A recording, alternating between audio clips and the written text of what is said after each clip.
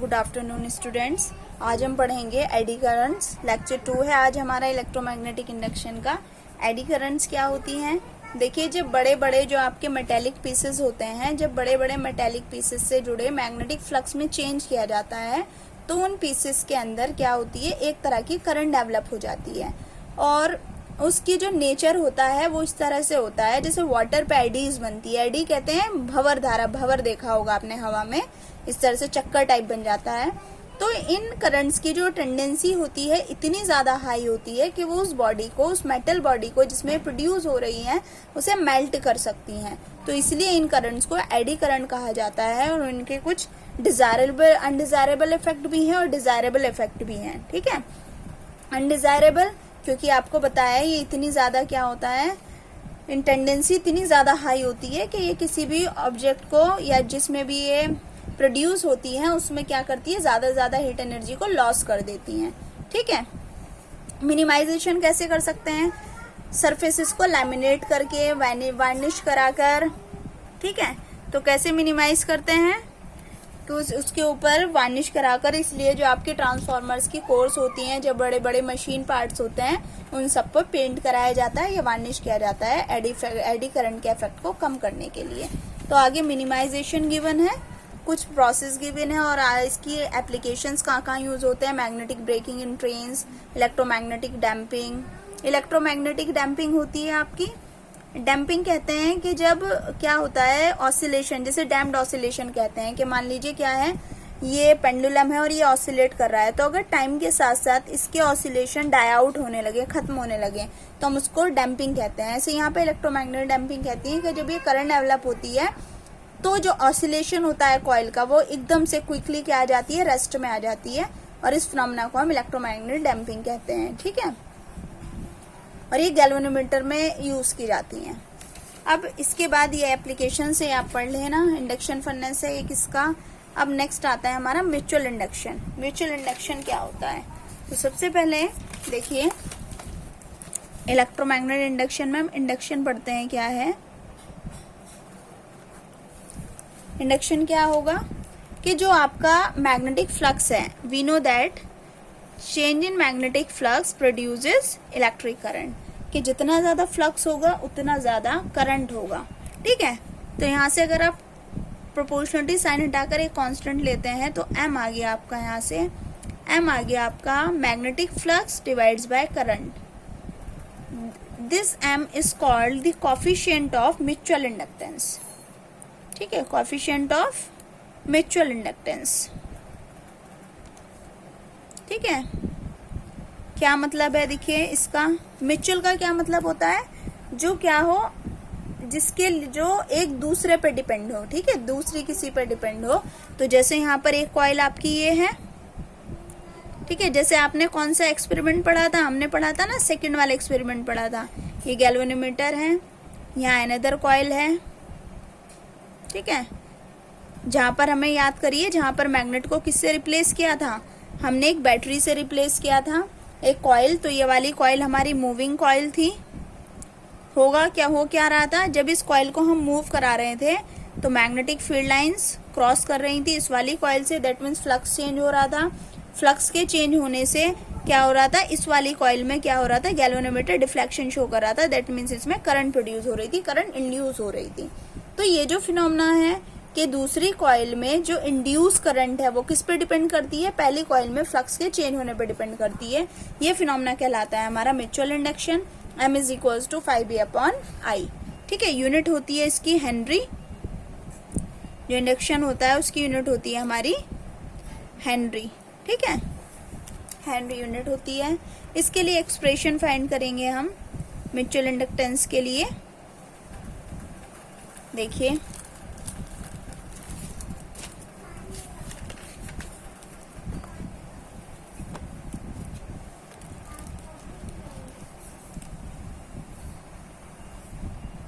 देखिए क्या दिखाई दे रहे हैं आपको, हमने कंसिडर कर लिया इस तरह से दो कॉइल है, तो दो कॉइल हमने इसे हेलिक्स की तरह मान लिए, ये स्प्रिंग की तरह मान लिए। ठीक है, जैसे एक बड़ा स्प्रिंग और उसके अंदर एक छोटा स्प्रिंग, कोएक्सियल। ठीक है, तो हम कह रहे हैं दो कॉइल्स हैं, सोलेनॉइड है कि एक के ऊपर एक, ये सोलेनॉइड, आउटर सोलेनॉइड जो है आपका, इसे कह दिया हमने इनर सोलेनॉइड S1 है, आउटर सोलेनॉइड S2 है, इसमें नंबर ऑफ टर्न्स N1 है, बाहर वाले में नंबर ऑफ टर्न्स N2 है, लेंथ कितनी है आपकी L है। ठीक है, अंदर वाले की रेडियस R1 है, अंदर वाले की रेडियस R1 है और बाहर वाले की जो आउटर रेडियस है वो R2 है। ठीक, सबसे पहली चीज बस कुछ नहीं, आपको फिनोमेना याद करना है। फिनोमेना क्या है, जब आप कॉइल S1 मान लीजिए आउटर कॉइल जो है, जब आप उसमें करंट सेटअप कराएंगे तो इसमें करंट के फ्लो होने से, मतलब I2 करंट के फ्लो होने से Φ1 में एक फ्लक्स लिंक करेगा। ठीक है, किस वाले में फ्लक्स लिंक करेगा, आपने I2 करंट किस में, आउटर सोलेनॉइड में आपने I2 करंट फ्लो कराया, S2 में I2 करंट फ्लो कराया, जिसके ये तो I2 क्या करेगा, एक magnetic field B2 magnetic field create करेगा, जिसकी वजह से किससे फ्लक्स लिंक करेगा, अंदर वाली जो कॉइल है उससे फ्लक्स लिंक करेगा। और Φ2 इज डायरेक्टली प्रोपोर्शनल टू कितना आ जाएगा, ये 2 विद रेस्पेक्ट टू 1, M21 Φ1। ठीक है, अब हमें Φ1 निकालना है। Φ1 क्या है हमारा, मैग्नेटिक फ्लक्स। देखिए Φ1 कितना होगा, मैग्नेटिक फील्ड किसका है, B2 का है, इनटू ए क्या है, A1 है। ठीक है, तो Φ1 इज इक्वल टू कितना हो जाएगा, magnetic field due to solenoid कितना होता है, म्यू नॉट Ni, तो mu nought N2 number of turns पर यूनिट लेंथ, और ये कितना आ गया आपका I2 और इनटू A1 कितना होगा आपका पाई R1 स्क्वायर। ठीक है, जब यहाँ आप पुट करेंगे, देखिए अब ये वाला I2 जो था ये किसके थ्रू आया था, अब अगर नंबर ऑफ टर्न्स कितने हो हमारे पास, नंबर ऑफ टर्न्स है आपके पास N2 क्या है, नंबर ऑफ टर्न्स पर यूनिट लेंथ। ठीक है, ऐसे यहाँ पर Φ1 क्या ले लेंगे हम, Φ1 इज इक्वल्स टू आ गया म्यू नॉट N2 I2 पाई R1 स्क्वायर। ठीक है, ये Φ1 की वैल्यू हम यहाँ पर पुट करेंगे। देखिए यहाँ पर N2 Φ2 कैलकुलेट, अगर नंबर ऑफ टर्न्स कितने हैं, यहाँ पर सिमिलरली देखिए नंबर ऑफ टर्न्स कितने हैं हमारे, N1 है, तो N1 किसके इक्वल होगा, नंबर ऑफ टर्न्स पर यूनिट लेंथ, नंबर डेंसिटी होती है।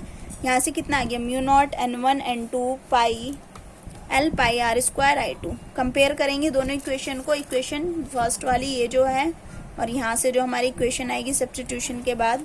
ठीक है, दोनों को कंपेयर करेंगे तो हमारा कितना निकल कर आ जाएगा, M21 is equals to mu N1 N2 L pi R1 square. Similarly अब क्या करेंगे, रिवाइज करेंगे फिर से कि अब कौन से में करंट सेटअप हो रहा है, कि अंदर वाली सोलेनॉइड S1 में करंट सेटअप हो रहा है जो B1 फील्ड प्रोड्यूस कर रहा है, और B1 फील्ड के प्रोड्यूस होने से बाहर वाला जो आपका सोलेनॉइड है उसमें Φ2 फ्लक्स लिंक कर रहा है, तो Φ2 is directly proportional to I1 के दूसरे कॉइल में जो फ्लक्स लिंक कर रहा है वो किसकी वजह से कर रहा है, पहले वाली कॉइल में करंट के प्रोड्यूस होने की वजह से। ठीक है, फिर से कंपेरिजन करेंगे तो आपको सेम फॉर्मूला मिलेगा कि M21 is equals to M12। You can see कि आपका कितना हो गया, M12 मतलब mutual inductance of coil 1 with respect to 2 is equals to आ गया mutual inductance of coil 2 with respect to 1। This is called the theorem of mutual inductance, के दोनों कोएफिशिएंट क्या होते हैं, इक्वल होते हैं। अब यहाँ पर थोड़ा सा हमने क्या है कि जनरल अगर हम क्या कह दें, सेम कोएफिशिएंट दोनों इक्वल है तो इसे हम कह दें, एरिया को ये पुट कर दें तो ये वाला फॉर्मूला और निकल कर आ जाएगा, M is equals to mu not N square L upon A। ठीक है, यू कैन सी किस किस पर डिपेंड कर रहा है, अब नंबर ऑफ टर्न्स पर डिपेंड कर रहा है, N स्क्वायर पर किस पर डिपेंड कर रहा है, और एरिया पर, लेंथ पर डिपेंड कर रहा है, और परमिएबिलिटी पर डिपेंड कर रहा है म्यू नॉट पर। अब सेल्फ इंडक्टेंस क्या होगा, सेल्फ इंडक्टेंस भाई ये तो हमें पता है कि इंडक्टेंस फिनोमेना है कि जब हम फ्लक्स चेंज होता है तो करंट लिंक करती है कॉइल से, तो when a changing current flows through a coil, the magnetic flux linked with the coil changes and an opposing EMF is induced in the coil. This EMF is called the self-induced EMF और back EMF।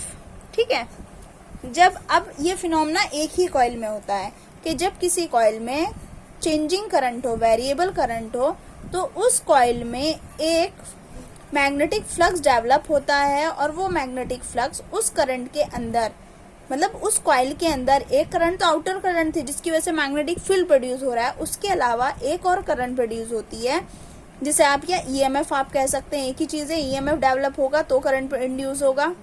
ठीक है, तो ये induce EMF किस तरह का होता है, अपोजिट टेंडेंसी होती है उसकी, जो करंट उसमें ऑलरेडी फ्लो कर रही है। ये ईएमएफ क्या कहलाता है आपका, self inductance EMF, back EMF, और यहाँ पर कॉफिशिएंट होता है इसका L is equals to 5E/I।